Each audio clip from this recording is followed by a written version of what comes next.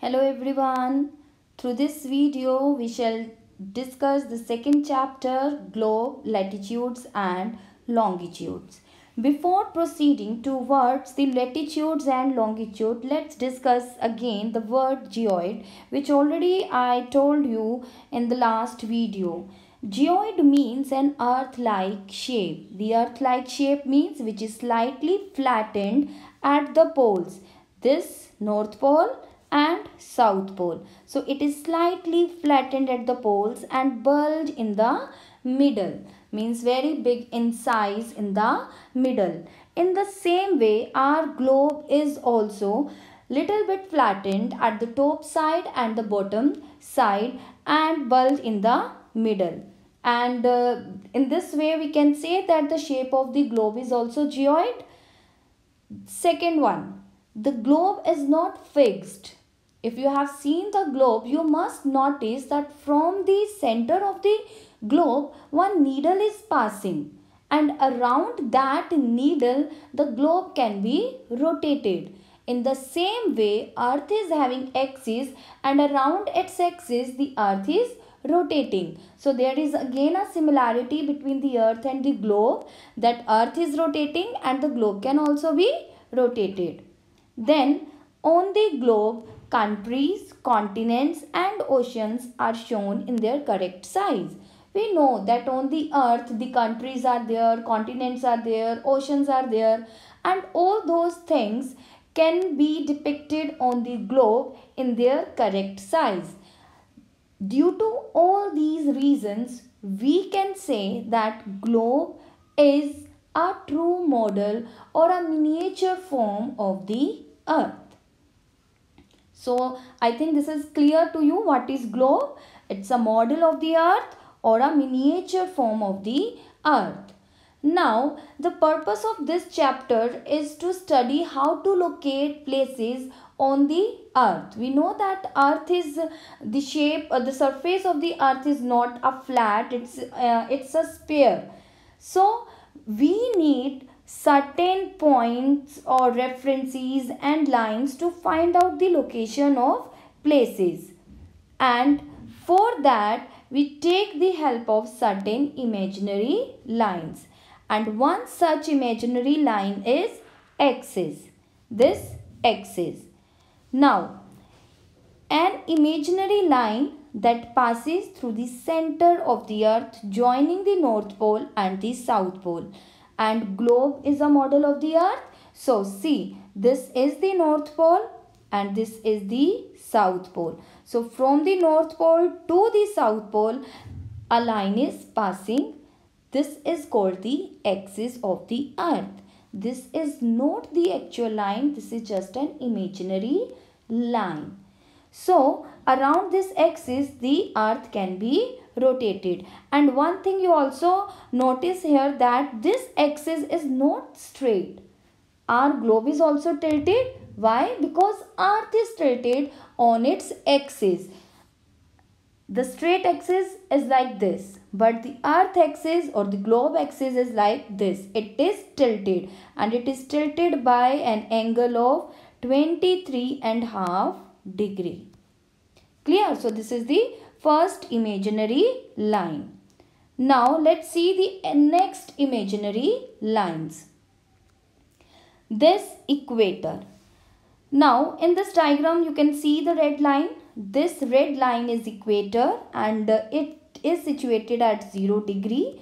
It is the largest latitude and also known as great circle, because around the earth it is drawn from the west to the east side. So it is the largest circle or the largest latitude and also called as great circle.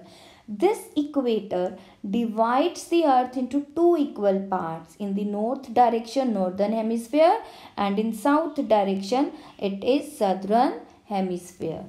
Clear? So this equator, the largest latitude and the great circle, divides earth into two equal parts, northern hemisphere and southern hemisphere.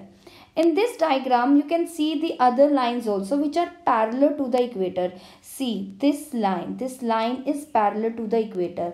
See, this line is also parallel to the equator. This is also parallel to the equator. Now, let's see what these parallel lines are called. That parallel lines are called parallels are called latitudes.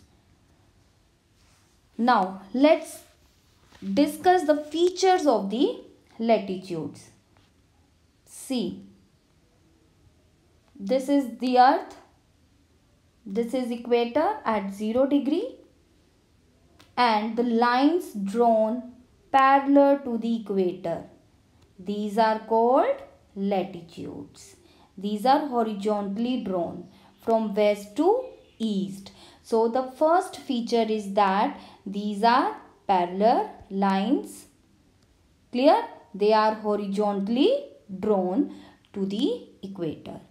Second feature, total latitudes are 181. See how total latitudes are 181. From 0 to North Pole, this we know that these are the two ending points or the references point on the earth's surface. So 0 to North Pole, here North Pole is 90 degree N, means this is 90 degree N latitude. However, it's not latitude, it's just a reference point, and here we have 90 degree S, South Pole. So 0 to 90 and 0 to 90 in both the hemispheres. Now let's add these latitudes, 90, 90, 180 and plus this 0. 0 will also be added in this and it will be counted as one of the latitudes. So total latitudes make 181. Now the third feature, its size. See, this is the largest latitude. Clear? Now see, this is smaller than the equator. This is again smaller, much smaller, and ultimately smaller, and ultimately a point. It means that the size of the latitude decreases towards the pole. The size decreases towards the pole. Clear? Now the fourth reason is about the distance. Now see the distance between any two latitudes. Take these two latitudes. The distance between any two latitudes at all the different points, that always remains same. Clear? That always remains same. And the last one feature is that they never meet with each other. They are the horizontally circular lines. They never meet with each other. And this is the feature of the parallel lines also. You must have studied in maths also. They never meet with each other. So these are the features of latitudes. These are imaginary lines. Now, like equator, there are other certain important latitudes which are very essential to know. The first one is that equator, this we know. Then Tropic of Cancer in the northern hemisphere. See, here N is written, and here with the Tropic of Capricorn S is written. It means that whatever the latitudes are in the northern hemisphere, with that we mark N, and whatever the latitudes are in the southern hemisphere, that are marked with S. Clear? So these are the important latitudes. Tropic of Cancer 23.5 degree N, Arctic 66.5 degree N, North Pole 90 degree N, Tropic of Capricorn 23.5 degree S, Antarctic Circle 66.5 degree S, and South Pole 90 degree S. These are the important latitudes because on the basis of these latitudes, the earth is divided into the heat zones. That's why these are called as the important parallels of latitudes. Now, let's study the heat zones. Like I told you that on the basis of these important parallels of latitude, the earth is categorized into the different heat zones. And there are 3 heat zones depending upon the temperature. depending upon the amount of the sun rays they are getting. There are three heat zones. The first one zone is the torrid zone. Now the meaning of the torrid is itself, the meaning of torrid is very hot. So on the name of this torrid zone, it is clear that this zone is the hottest zone of the earth's surface. This shaded area is the area of torrid zone, and its boundary extends from Tropic of Cancer to Tropic of Capricorn. Clear? Now why it is the hottest zone? See, this is sun, and here the amount of sun rays is more, and even the sun rays are vertical. On this surface of torrid zone, the amount of sun rays is more and the sun rays are vertical. So it receives maximum amount of heat, and moreover on this line, this Tropic of Cancer and this line Tropic of Capricorn, in the year the midday sun is exactly overhead at least once a year on all latitudes between the Tropic of Cancer and Tropic of Capricorn. Means कि tropic of cancer और tropic of Capricorn के बीच में जितने भी latitudes हैं उन पर sun rays exactly सीधी पड़ती हैं once a year. That's why they receive the maximum amount of heat and it is called the torrid zone. Now the second zone is temperate zone. The second one is temperate zone. This temperate zone. Temperate means moderate, means neither too hot or nor too cold. And here the sun rays are slanting like this. So it receives less amount of sun rays. And this temperate zone extends from the boundary from Tropic of Cancer to Arctic Circle. See this area in the northern hemisphere, and from Tropic of Capricorn to Antarctic Circle in southern hemisphere, this green shaded area. So this is the temperate zone. Now the last one is frigid zone. This frigid zone. This frigid means very cold, or we can say the coldest zone of the earth. And here the sun rays are absolutely slanting, and even the areas lying between this Arctic Circle to North Pole in northern, and from this Antarctic to South Pole, the sun does not rise much above the horizon. So the sun rays are slanting, and the many a days the sun doesn't rise much above the horizon. So it receives less amount of heat. Therefore, it is the coldest zone of the earth surface. So there are three heat zones: the torrid zone, hottest zone, temperate zone, moderate zone, frigid zone, coldest zone. And these are the features of all the zones, all the three heat zones. By pausing the video, you can read the points here. Now, the next imaginary line. The next imaginary line is prime meridian. Prime meridian is an imaginary line which divides the earth into eastern and western hemisphere.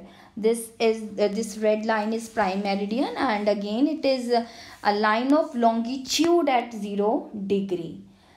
These lines are in length, so these are called the longitude. So this prime meridian is a longitude at 0 degree, and this is called prime meridian because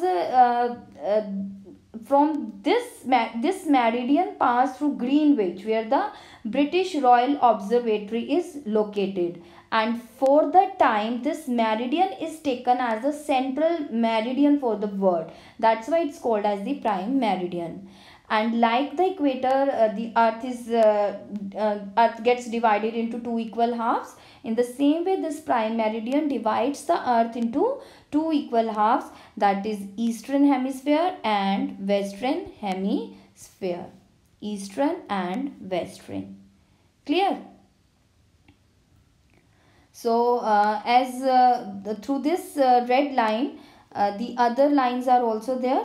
These lines, the vertical lines, and these vertical lines are called longitudes. Whereas we have done the horizontal lines, that are latitudes. These lines are called latitudes and these lines are called longitudes. So there is a trick, generally we said that latitudes वो line है जो सोती हैं, sleeping lines. Clear? Sleeping lines. And longitudes are those lines which are standing. आपने की है ना sleeping line और standing lines. So by sleeping and standing you can fix this idea about the latitudes and longitudes. Now let's study the features of the longitudes.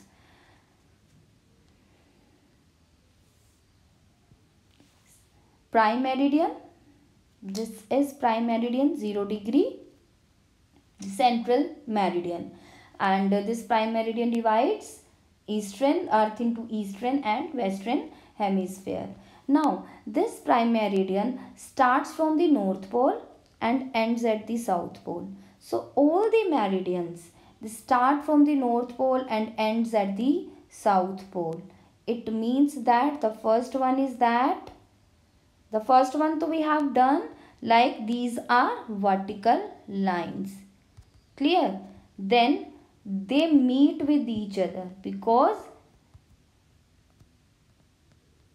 they end at the poles. So the second is that they meet with each other. Then the distance. See, and the distance between any two longitude, it is maximum at the center. Whereas towards the north and south pole, the distance is decreasing. It means the distance decreasing towards the poles. Distance decreasing towards the poles. The fourth one, the length of the longitude. The length of the longitude remains same. Why? Because these lines origin from the north pole and ends at the south pole. So like in this way, all the longitudes are in equal length. And the next is that the total longitudes are 360. Clear? The total longitudes are 360. Like a complete circle. The degree of a complete circle is 360. So Earth is a complete spherical in shape. So the degree of that complete one is 360. So there are total 360 longitudes, imaginary longitudes drawn on the Earth surface. And the next one is that they are marked with E and W, means the longitudes which are, suppose if the longitude is in the western hemisphere, then we will write W, and if it is in the eastern hemisphere, we will write E. So they are marked with the E and W, like latitudes are marked with the N and S. Clear? So these are the features of the longitudes. Now in the tabular form, again I am telling you the differences between the latitudes and the longitudes. First, they are parallel circles from the equator up to the poles, because they are drawn from the parallel circles from the equator. Then meridians of longitude, they are semicircular lines running from the north pole to south pole. Then the size of the latitude decreases towards the pole, but meridians of longitudes, they are equal in length. Then the distance between any two latitudes remains same at all the points. They never meet with each other. but the distance between longitude is maximum at the center and decreases towards the poles, and they meet with each other. Then the latitudes are 181, whereas the longitudes are 360. And this is the example of the latitude, that is equator is the 0 degree latitude and prime meridian is the 0 degree longitude. Now this diagram, see, this line is, this horizontal lines are called, yes, latitudes, and this vertical lines are called longitudes. Clear? We have done latitudes and longitudes. So when latitudes and longitudes, when they form a network, that is called grid. This is the network of latitudes and longitude, and this grid is helpful in locating the places. Now let's see with the help of an example how it is important to locate the place on the earth surface. Now suppose there is a place A whose latitudinal extent is 30 degree north.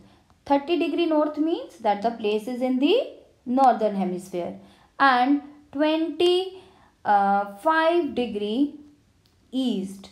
25 degree east means the place is in the eastern hemisphere. So first we will do the 30 degree N. Suppose this is the 0 degree. We know that in the center it is the 0 degree. So this we take it as a 30 degree.